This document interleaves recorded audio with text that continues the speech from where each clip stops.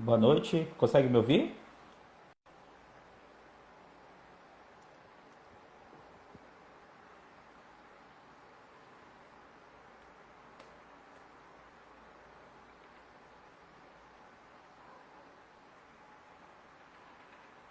Você consegue me ouvir, Vitor? Estou ouvindo Ouvindo claramente? claramente. Agora melhorou. Perfeito.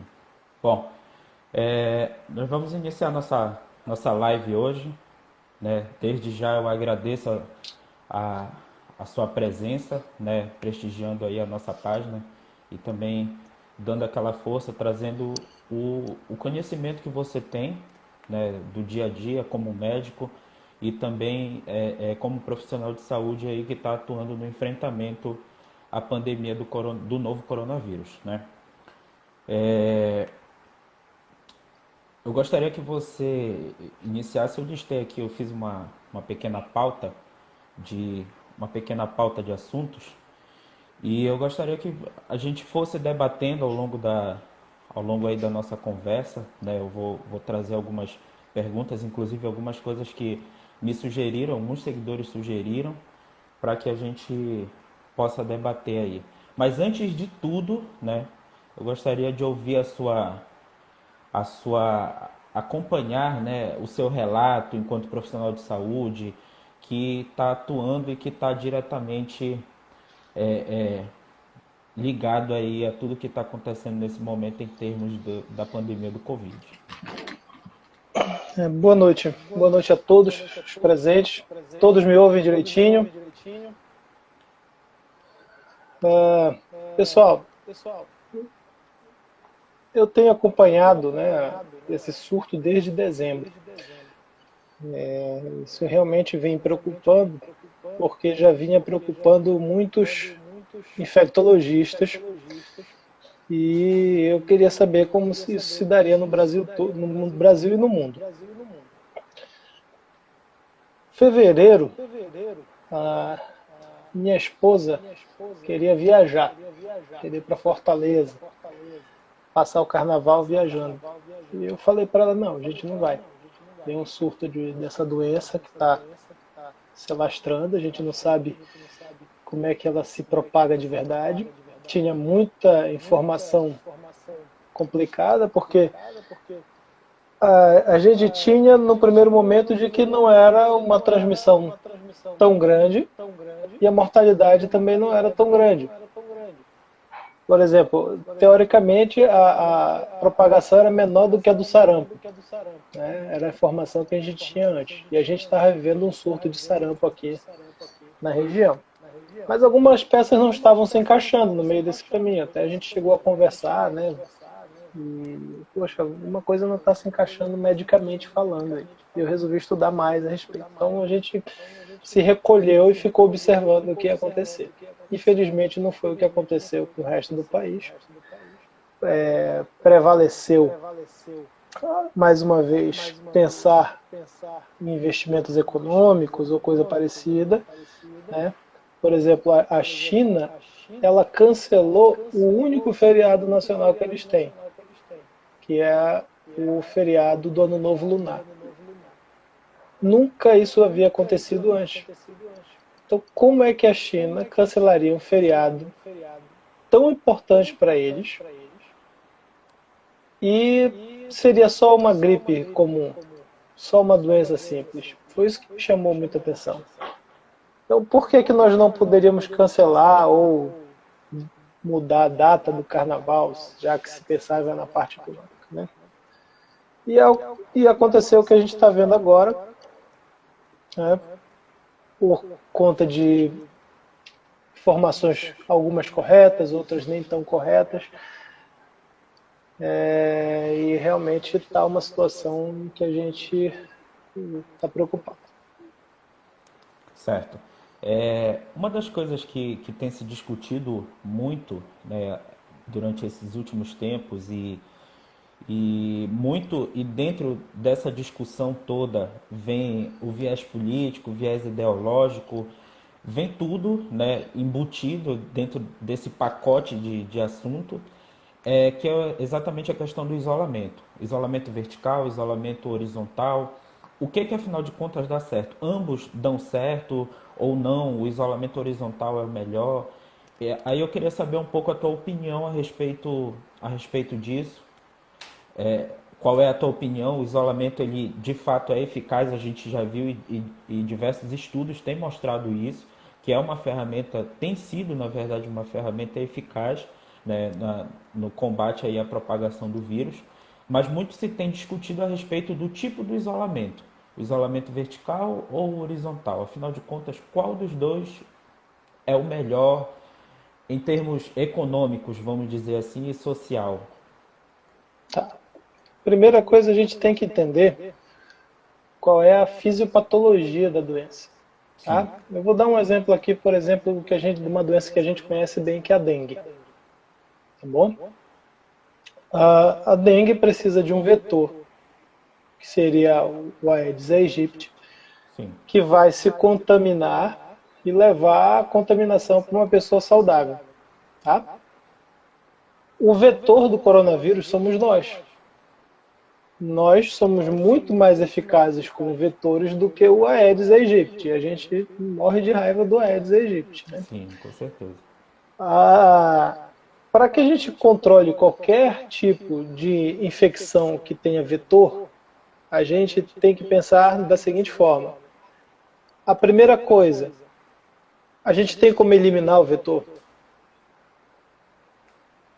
Tá? Segunda coisa, a gente tem como gerar imunidade à doença, ao vírus, no caso. Tá? E terceira coisa, se a gente não tem como eliminar o vetor, não tem como gerar imunidade ao vírus, ao causador da doença, né, o patógeno, então a gente tem como afastar o patógeno. E aí, por exemplo, na dengue, a gente sugere colocar telas, né, mosquiteiros, evitar água parada e tal, né? Usar repelente. Perfeito. Então, bora agora para do coronavírus.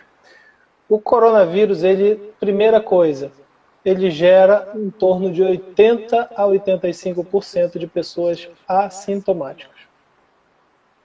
Só que os estudos que saíram agora, recentes, mostram que esses oligossintomáticos ou assintomáticos são os que mais carregam o vírus.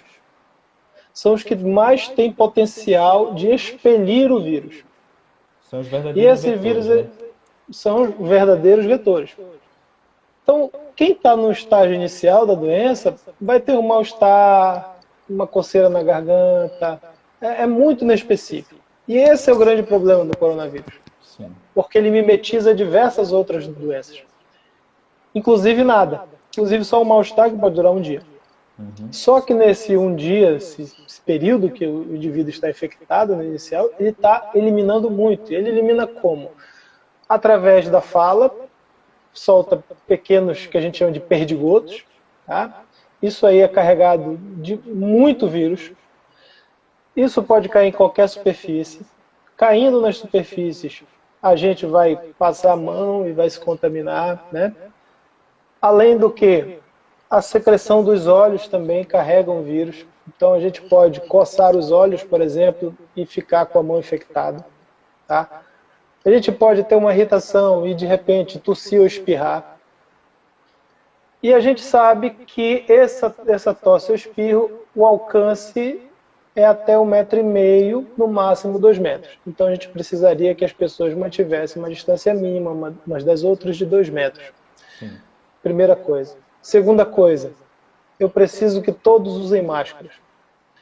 Eu tive que sair hoje para comprar remédio para minha esposa, que está, né, com Covid, e nas farmácias as pessoas sem máscara, tocando em tudo que podiam, esfregando os olhos, esfregando a boca. As pessoas não entenderam ainda.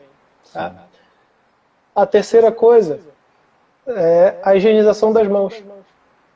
Não é pegar o negócio, esfregar o álcool gel uma na outra. Tá? Até fiz um vídeo explicando e mostrando o porquê que a higienização é daquela forma. Tá? Porque você tem que higienizar todas as partes, o vírus ele se espalha. A gente tem que entender que o vírus não tem asa, ele não voa. O vírus não tem perna, ele não sai andando pela casa, ele não sai andando pelos locais. Nós é que saímos carregando eles. Então, eu tenho dito que essa pandemia é uma pandemia muito fácil de ser resolvida, porque ela só precisa a gente aplicar uma chave, que é o amor. E a educação, parece né, besteira. Olha lá, etiqueta, né? A ética, a etiqueta é uma ética pequena. Exatamente. E a ética pequena nada mais é do que você pensar com amor. Então, bora lá. Bem, a gente não tem como ter um diagnóstico rápido. Tá? O SWAB pode ser feito a partir do 3º dia de sintomas, mas ele leva de 9 a 10 dias para ficar pronto, ou seja, 13 dias. Quando a pessoa souber que ela está com a doença, ou ela já está grave ou ela já se curou, ou ela contaminou várias pessoas. Sim. O famoso teste rápido, só pode ser feito a partir do 8º dia de sintoma. Tem infectologista que diz que o mais seguro é que seja feito com 10 dias. Fica pronto em meia hora, mas já são 10 dias transmitindo ou ficando grave. A sorologia, que também é para saber se a pessoa está desenvolvendo ali resposta imune, a partir do 10º dia também. Então, a gente não tem como liberar as pessoas sem educação, sem máscara, sem higienizar as mãos, sem ficar à distância segura. E achar que vai dar tudo certo. A economia, ela depende de circulação de pessoas, de circulação de mercadorias, e ela também é movida a bytes. Né? A gente está aí não é minha seara falar de economia, mas é como eu enxergo como médico que estuda epidemiologia. Tá? Bem, se esse é um vírus que tem 80% de pessoas que não vão mostrar sintomas, mais ele consegue se contaminar muito. Então, digamos, numa sociedade que tenha 1 milhão de habitantes, uma região metropolitana que tenha 1 milhão de habitantes, a chance de 70% ser infectada é muito alta. Nenhum vírus que eu conheça tem essa capacidade. Só que você ter lá 15% de casos moderados, de 100, são 15 pessoas. De 1.000, 150. De 1 milhão, 1.500. Ou 15 mil, na verdade, né? 1 milhão vai dar 15 mil. E nós não temos leitos para essas pessoas. Só que as pessoas não entendem isso. Ah, não, a gente tem que ir para a rua para ganhar o pão. Eu sei, todo mundo tem que ganhar o pão de cada dia. Mas nesse momento, nós precisamos dar tempo para o serviço ir se ajustando, produzindo leitos, produzindo capacidade de adequar-se a receber os doentes. Justamente. O diagnóstico que nós temos feito é clínico e tomográfico. Depois a gente confirma através dos testes. Quando dá negativo o teste, ele ainda não é confiável, porque também viu-se através de estudos que há uma alteração diariamente no nível de PCR e no nível de resposta imune. É muito parecido com o ciclo da malária. Então, a malária, poxa, se você coletar no momento errado, né? Ela pode dar um falso negativo. Dá um falso negativo, o cara está lá tendo febre e é muito parecido. Eu vendo o quadro da minha esposa, eu já tive malária, é um quadro idêntico. Fica ótima, passa assim horas bem. Aí de repente começa o quadro. Começa com calafrio, dor, tal, sensação de febre, falta de ar. E olha, minha esposa tem 30 anos, tá bem? Faz atividade física quase que diariamente, se alimenta bem, faz vitamina, tudo que você puder imaginar. Se eu não fosse médico, eu a teria levado para um hospital há muito tempo. Aí, ou seja, eu ia sobrecarregar o sistema. Justamente. Porque ela chegou a fazer saturação de 94%. Mas eu tenho um oxímetro, eu tenho como ver, mas o quadro é desesperador. Se a gente não tem calma, e aí é que entra o ponto. O medo, todos vão ter. Não tem quem não vai ter medo. Mas você não pode ter o pânico. Sim. Então tem gente indo para a urgência porque está com quadro gripal, porque está com dor de cabeça, porque está com dor de garganta. Não tem que ir para a urgência por conta disso. É um outro porém. Aí tem outros vírus circulando no momento. Né? Tu sabes melhor do que eu isso. Sim. Tem outros vírus circulando no momento. Então confunde. Aí vai para a urgência e se contamina. Entendeu? Além de lotar a urgência. Aí eu passei hoje em frente aqui à policlínica, que está para atender casos suspeitos de Covid, e os pacientes estavam ali, antes de entrar, antes do portão, a 50 centímetros um do outro. As pessoas não entenderam ainda. Não, aumenta os passos. Ah, mas alguém pode furar a fila. Olha só. É complicado. Aí, a ajuda assistencial agora. A gente passa em frente aos bancos, as pessoas estão coladas umas nas outras. O que acontece? Vamos liberar, então, barzinho, vamos liberar shopping, vamos liberar tudo que a gente tiver que liberar, porque a gente tem que pensar na economia. Vamos fazer um isolamento vertical. Tá? E pensar na economia. Tá bom? Perfeito. A economia não vai girar da forma que girava antes, porque as pessoas estão com medo. Não adianta, pode liberar o que for. Exatamente. Tá? Uma parte da população não vai comprar, uma parte da população não vai comprar na rua. A Lúcia fez um comentário aí, é isso mesmo, Lúcia. Eu ia acrescentar isso, inclusive. As pessoas continuam tendo AVC, as pessoas continuam infartando. Eu trabalho numa urgência cardiológica, tá? E as pessoas continuam chegando com insuficiência cardíaca descompensada, tá bem?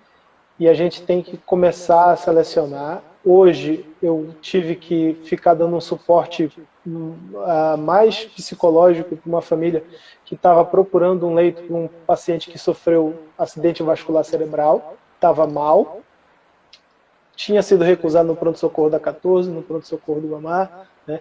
Por quê? Está lotado. Então, é isso que tem que se entender. Que a gente não tem leito para o normal, quanto mais para uma situação dessa que está acontecendo agora. Então, Eu, perfeito. Não paramos agora, continuamos. O que vai acontecer? Daqui a 15 dias, 20 dias, vamos ter que parar. E vai ter que ser lockdown verdadeiro. Ninguém vai sair de casa. E por que não vão sair de casa? Porque os casos serão tão numerosos que as pessoas começarão a morrer na rua, como já aconteceu aqui em Belém. como aconteceu no Equador também, diariamente, né? O Equador foi terrível, precisaram, inclusive, em relação aos casos graves com tipo sanguíneo A. Sim, Rossella. vou já falar sobre isso aí. Então, eles tiveram que fabricar caixão de papelão, né? Eu costumo dizer como médico o seguinte: a gente tem que ter dignidade até na morte. Tá? Dignidade até para morrer. Então, o nosso grande medo, e eu posso falar esse nome dos outros colegas médicos que estão aí empenhados, é você ter que começar a escolher. Não, esse aqui eu vou tirar do respirador porque tem um mais novo ali que pode ter mais vida pela frente. Sim. Entendeu? A gente vai começar a perder os casos moderados, que esses aí não deveriam morrer. Mas como não tem um catéterzinho de oxigênio para eles, eles podem evoluir para a morte. Então, a economia, para fechar esse conceito de economia, ela vai sofrer de qualquer jeito. Só que a gente tem duas escolhas nesse momento. A gente tem uma crise humanitária e depois uma crise econômica, ou a gente só tem uma crise econômica. Exatamente. Inclusive, hoje eu estava estudando algumas coisas, e acabei esbarrando na página daquele Leandro Carnal, em que ele falava justamente, completando a informação que você falou, em que ele dizia que o grande inimigo dessa pandemia, principalmente aqui no nosso país, está sendo a educação, né? Esse está sendo o grande assim inimigo e o grande entrave. É exatamente essa questão do uso de máscaras. Já tem diversos estudos mostrando, né, que os países, principalmente os asiáticos, que já tinham o costume do uso da máscara antes da pandemia, os casos, né, a curva achatou, né, nesses países. Agora, claro, no Japão que está ocorrendo um aumento vertiginoso dos casos, mas por outras questões, né, alheias a isso, mas conseguiu-se o objetivo que muito se falou aqui no país, que era exatamente o achatamento da curva. Conseguiu o achatamento da curva e não sobrecarregar o sistema de saúde. Então, mas isso tudo depende, né? Dependeu e ainda depende da educação da população, de você usar máscara, de você ir na rua. Hoje eu estava vendo uma estatística sobre o estado de São Paulo, em que a favela de Paraisópolis, eu não sei se você viu também, eles registraram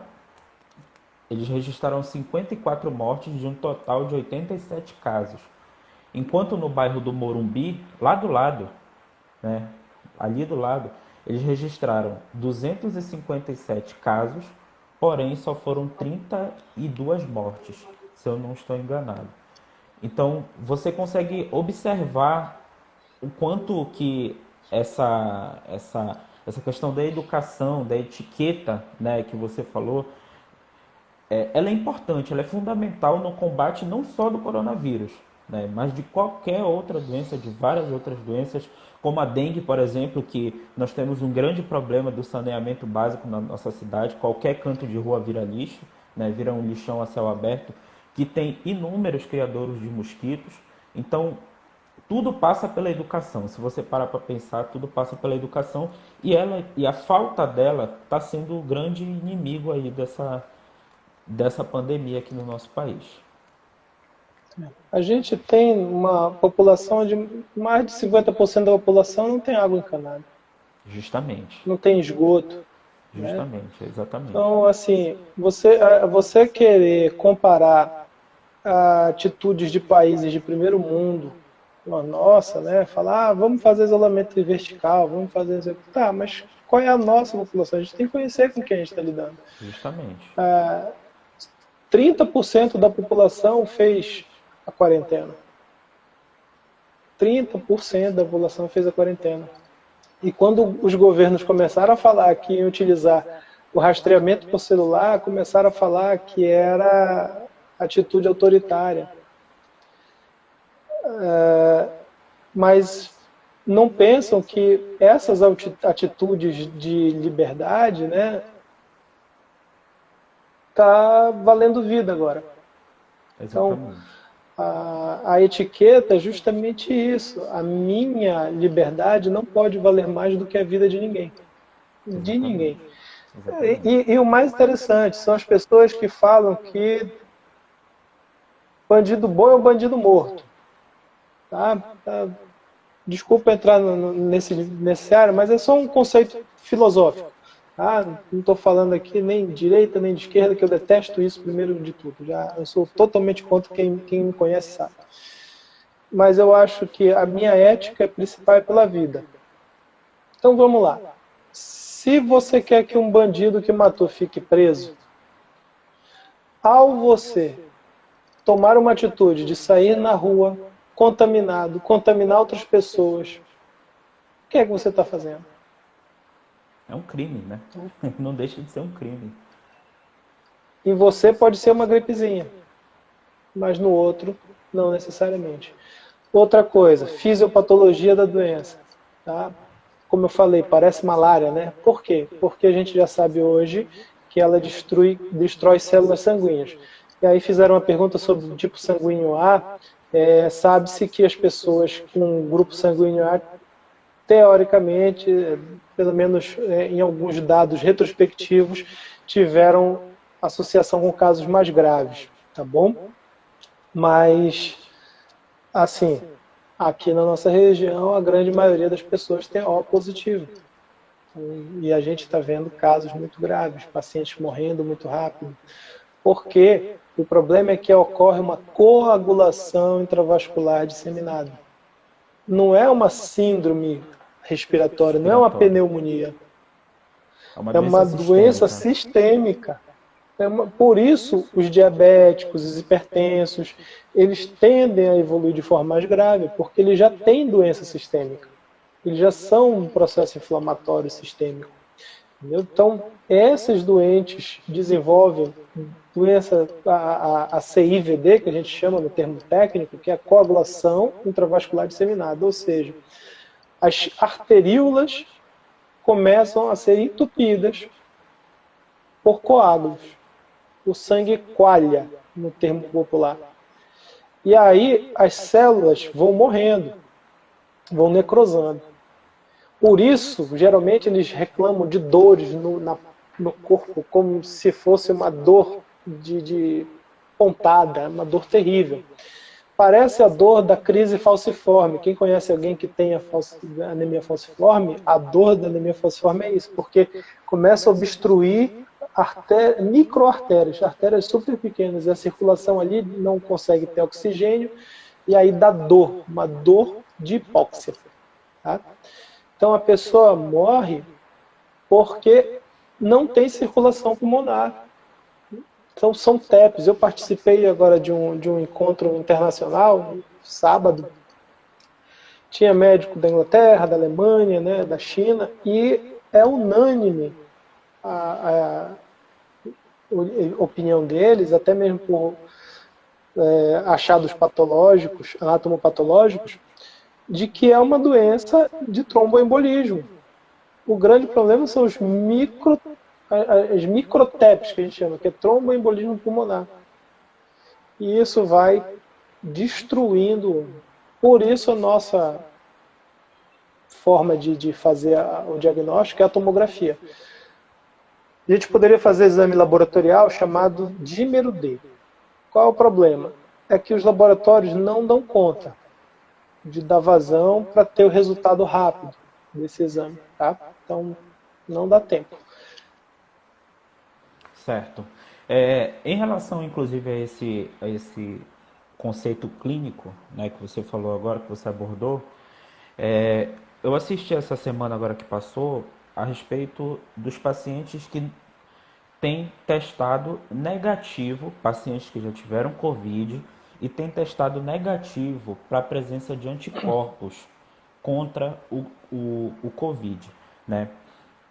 Existe algum protocolo para isso em termos médicos dentro dos hospitais? Como é que está funcionando isso?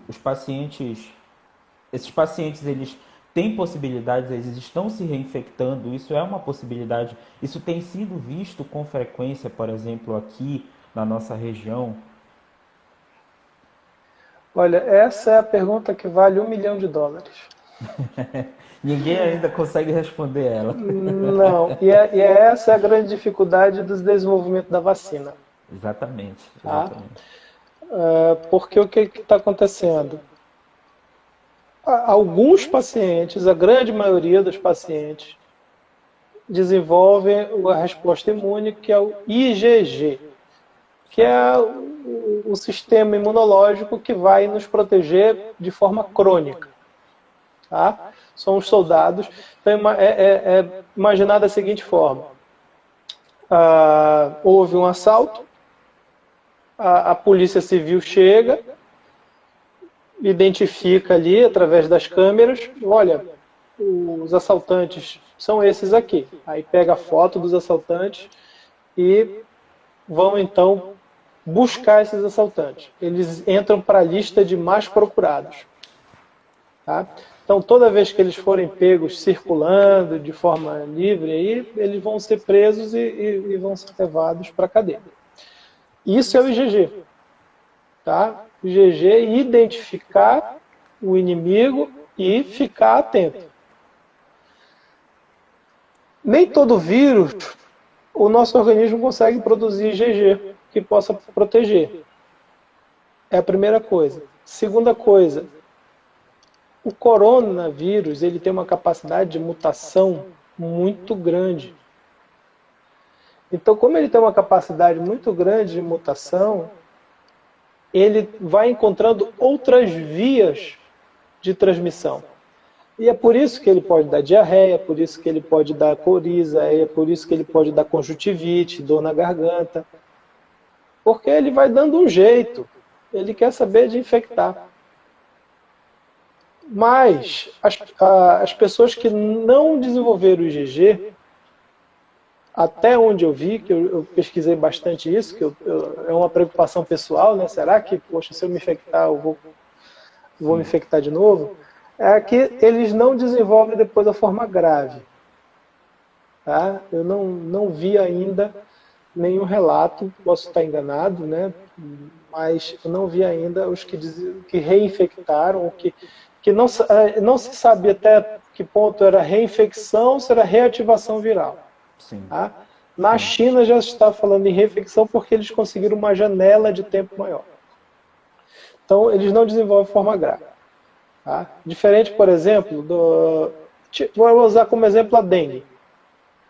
De novo, né? Que a gente já conhece. A dengue tem delta 1, delta 2, delta 3, delta 4, delta 5, até delta 6 já, se eu não me engano, né? Que são os tipos morfológicos. Sim. Qual é o grande problema? Você pegou a dengue tipo 1, você desenvolve o IgG tipo 1. Bacana, tá imune. Você não pega mais o tipo 1. Mas se você pegar o tipo 2, você está ferrado. Porque você vai desenvolver a dengue hemorrágica. Porque os anticorpos vão atuar de forma tão agressiva quanto aquele novo tipo que vai provocar sangramento, na verdade, extravasamento de líquido, não é sangramento. Sim. E o nosso medo em relação ao coronavírus é esse. Será que ele não vai, a segunda infecção não vai gerar uma reação também igual a essa? E aí o medo da vacina, entendeu? Mas já está sendo Exatamente. testado em humanos, teoricamente aí não está tendo efeito colateral não. Agora só a gente resta saber se vai ter efeito de proteção. Que foi o grande problema também da vacina da dengue, né? A dengue vax, que foi feita, que foi retirada, né, do mercado, porque as pessoas que se vacinavam, quando pegavam dengue, acabavam desenvolvendo a forma grave. E aí é uma preocupação também, né, com o coronavírus, exatamente ele acabar tendo esse mesmo comportamento. Na verdade, o nosso organismo acaba tendo o mesmo comportamento em relação à infecção. Mas o que, que Antes, a gente, que a gente vê em relação a isso, só para a gente encerrar esse ponto, é que os locais que conseguiram controlar essa imunização, essa transmissão como um platô, não tiveram surtos. Então, teoricamente, realmente, uma grande parte da população vai ficar imune. exatamente. Exatamente. Só antes da gente continuar, para quem está assistindo a live e quiser fazer perguntas, quiser fazer algum comentário, é importante, vocês podem interagir com a gente também, tá? E, e a gente vai respondendo as perguntas aí à medida que elas forem aparecendo. Continuando aqui, Vitor, muito se falou a respeito de uma coisa chamada pico de casos, né? Na verdade, muita coisa tem sido falada ao longo aí dessa pandemia e quando ela chegou no nosso país, então a explosão de informações verdadeiras e não verdadeiras foi assim, tem atingido o auge total. E muito se falou, além do isolamento, claro, se falou a respeito do pico de casos. Quando começou tudo em março, disseram, olha, o pico vai ser final de março e início de abril. Depois o pico seria no meio de abril, na segunda quinzena de abril. Aí agora já estão dizendo que vai ser em maio, depois já é. Enfim, são muitas informações, né? E a gente não sabe o que de fato é verdade. Com a tua experiência e a tua vivência do dia a dia, atuando, né, e tendo contato com os pacientes, quando você tem assim, uma estimativa ou até mesmo um palpite de quando vai ser esse pico de casos, de fato, principalmente aqui na nossa cidade? Pedro, é o seguinte, eu espero que nunca ocorra. Tá? E isso uma esperança vã. Porque a gente, teoricamente, não chegou no pico de casos e a gente já não tem mais estrutura. Sim, Tá? Eu vou dar um exemplo de Ceará, Fortaleza. Eles, teoricamente, agora estão chegando no pico de casos e eles não têm mais leitos, eles estão tendo que mandar doentes para o interior. Então, os doentes estão tendo que ser transferidos para UTIs de cidades do interior. Qual o problema com isso? é levado. Você está levando a A doença doença, para o interior. Entendeu? exatamente. Porque os profissionais de saúde se contaminam, tá? Apesar. Por que os profissionais de saúde se contaminam? É outra coisa. A gente começou a aprender a trocar a roda com o carro andando. Então, os hospitais ficaram oferecendo treinamentos e os funcionários, isso não vai chegar aqui, se chegar é só uma gripezinha, não tem problema. Quando chegou, bora aprender agora. Mas já chegou. E aprende e ainda na hora da prática não faz a coisa como tem que ser feita. É difícil. Então, esse pico aí demorou realmente, foi se prolongando um pouco mais devido a essas atitudes que foram tomadas. Né? Fecha shopping, fecha tudo. Tá? E a gente conseguiu atrasar um pouco essa curva. Sim. Bem, eu espero que a gente consiga continuar atrasando. O que a gente precisa para continuar atrasando a curva? Na verdade, para a gente ver se a gente consegue gerar um platô nesse momento. O que é o platô? É que os números de casos diários sejam os mesmos e depois eles comecem a reduzir. a gente precisa daquilo que a gente falou lá no início. Cuidados pessoais de higiene. Máscara para todo mundo, onde quer que você vá, sentindo ou não, máscara. Segunda coisa, higienização das mãos o tempo todo. Não tocar olho, não tocar boca, não tocar nariz, se não higienizar as mãos depois.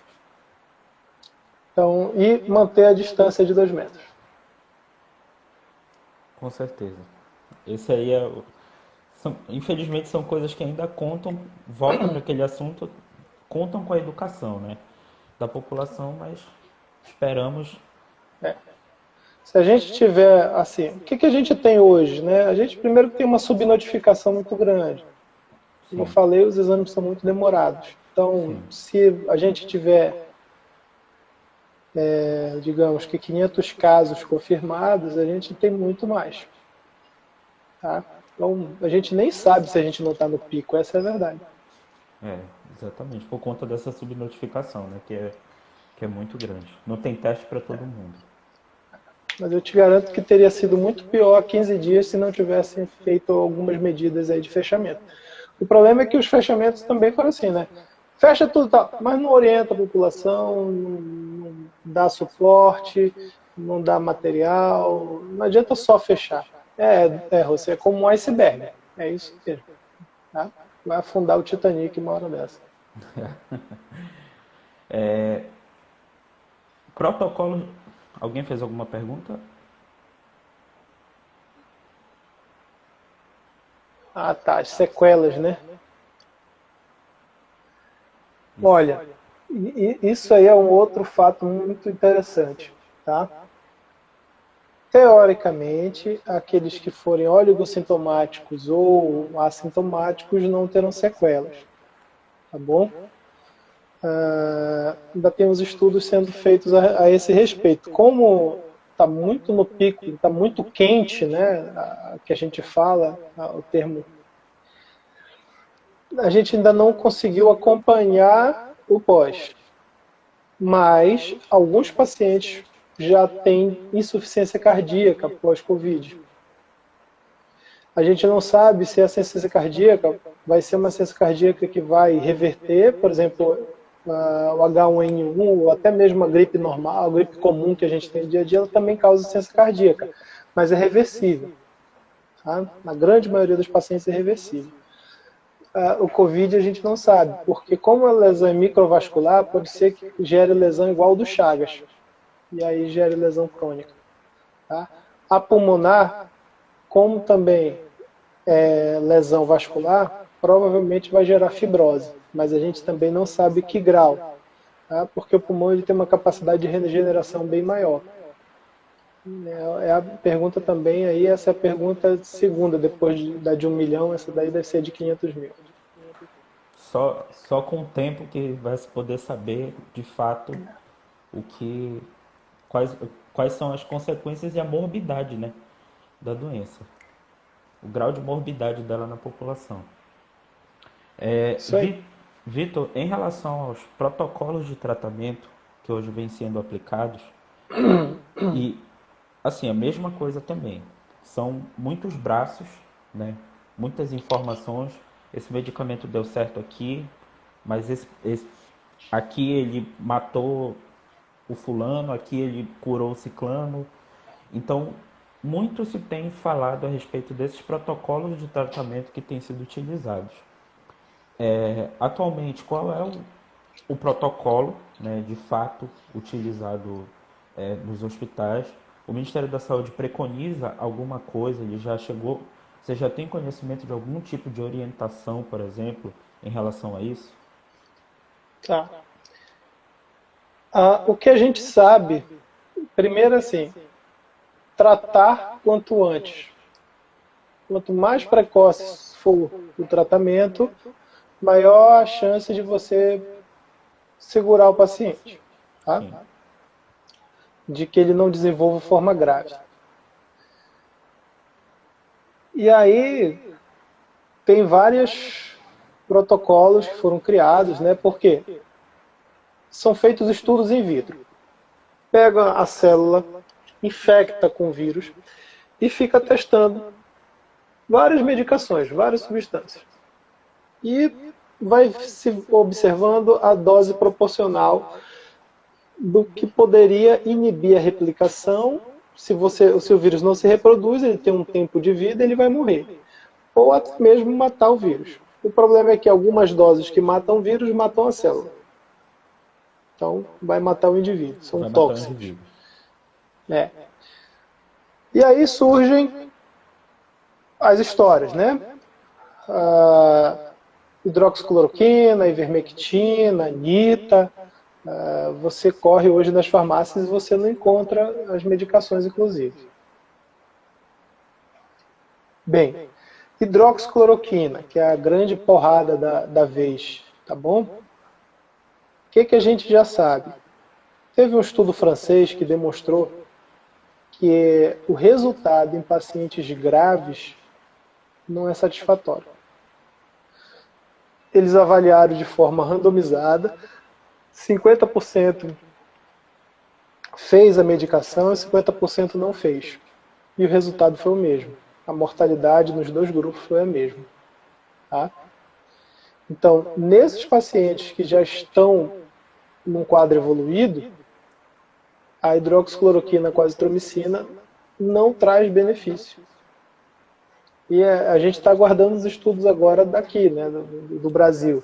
Estão demorando, inclusive, para serem liberados qualquer paper. Tem que liberar alguma coisa para a gente já ir se respaldando. O que o Ministério da Saúde, então, preconiza? Que, se o paciente vai internar, ele já pode iniciar o protocolo. Tá? Ele determina como sendo a primeira escolha hidroxicloroquina com azitromicina para o paciente que vai internar. Para o paciente que vai ser mandado para casa, fica a critério do médico. Por quê? A associação hidroxicloroquina-azitromicina, ela age no sistema cardiovascular, alterando o intervalinho do eletro, que a gente chama de intervalo QT. Tá. Traduzindo isso em pormenores. É como se eu descascasse o fio da minha casa e deixasse ele mais próximo do outro. Ou seja, se tocar dá curto-circuito. Eu tenho que manter esse fio afastado. Algumas pessoas já nascem com o fio próximo. Essas pessoas nem sabem que tem isso. Então eu tenho que fazer um eletrocardiograma nelas para ver como é que elas vão ficar. Se elas já tiverem essa alteração, não pode fazer essa associação. Tá? Segunda coisa, a dose que é feita, principalmente a dose de ataque, é uma dose bem alta. Tá? Uma dose bem mais alta do que a gente está acostumado a utilizar no dia a dia. Então, é uma dose que realmente nos preocupa, porque ela pode trazer alterações renais, alterações hepáticas. A gente tem que saber como é que está o potássio desse indivíduo. A gente tem que saber como é que está a função hepática. E aí, como é que eu vou fazer isso na população em geral? Eu consigo fazer em alguns. A outra coisa, eu tenho que fazer naqueles que eu tenho diagnóstico. E aí é que entra um grande problema. Por mais que eu tivesse a droga milagrosa, e essa droga milagrosa tivesse um efeito colateral que eu só posso fazer nos pacientes sintomáticos, nos pacientes, confirmados com a doença, eu não tenho confirmação. A confirmação está sendo só clínica e tomográfica. Eu não tenho um exame para falar, olha, com certeza é isso. E aí é que a gente vai tendo os problemas dos vieses. Não adianta ficar discutindo se é efetivo ou se não é efetivo. A gente tem que discutir qual é a estrutura que nós temos. Sim. O que é que eu estou fazendo com os meus pacientes? Tá? É paciente de alto risco, ou seja, que pode evoluir de forma grave. Se os sintomas preenchem os critérios, eu já vou pensar em iniciar a associação. Mas eu tenho que fazer o eletro dele antes, o eletro 2 dias depois, quando ele já estiver usando, e os exames de sangue. Tá?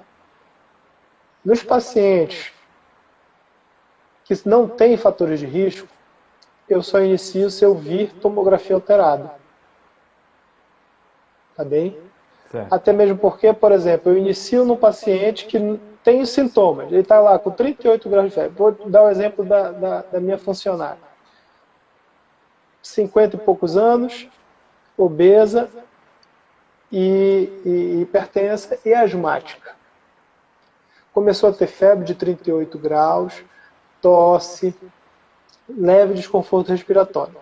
Aí eu não sei se o desconforto respiratório é pela asma exacerbada por conta de um vírus qualquer, ou se ela está com Covid. Tá bem? Ela estava com 5 dias de sintomas, então a tomografia já tem que dar alterada nesse período. Fez a tomografia hoje, a tomografia não deu sinais de Covid.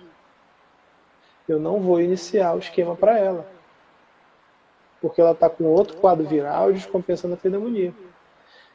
Se daqui a uns 15 dias, 20 dias, ela desenvolver Covid e eu iniciei o esquema hoje, eu já não posso repetir o esquema. Então eu queimo a chance de fazer esse esquema. Esse equilíbrio é que está sendo muito difícil. Fora que a gente já tem visto pessoas se intoxicando com a medicação, morrendo intoxicada, tá? Porque vão fazendo da forma que acham que deve fazer. Tomando outras medicações que têm um nome parecido, e aí se contaminando. Tá? Gente tomando cloroquina de piscina, cloro de piscina. Tá? É trágico, né? Então, as informações deveriam ser passadas de forma clara. O que o governo federal, né, deveria fazer? Assumir a liderança. Tá bem? Quem sou eu para ensinar governo federal? Mas vamos lá. Bem, a situação é essa. Vamos fazer dessa forma. Qual é a nossa estrutura? Sabe? É abrir o jogo. Nossa estrutura é falha, nós não nos preparamos, nós estamos preparando agora. Nós estamos trocando a roda do carro com ele andando. Beleza. Peço a colaboração de vocês para que a gente possa ter atitude. A gente sabe que in vitro, né, a hidroxicloroquina funcionou, a ivermectina funcionou e parece que o Anita funcionou. Eu esqueci qual é a substância do Anita. Anisolina. Desculpa, pessoal, eu esqueci. Mas em vivo, nenhuma dessas substâncias mostrou ser extremamente efetiva. Aí rolou um estudo aí, que até me mandaram, porque o pessoal acha que eu sou contra o tratamento com hidroxicloroquina. Eu não sou contra. Poxa, até prescrevo, como é que eu vou ser contra? Só se fosse doido. É o que tem, faz o que tem. Né? Ah, não, tem outro que é melhor? Faz o que outro que é melhor. Mas não tem nada, a única coisa que tem é essa, bora fazer essa. É efetivo? É. Os pacientes melhoram? Melhoram. Mas tem que fazer no início do tratamento. Tá? O que se viu, então, em relação a esses tratamentos?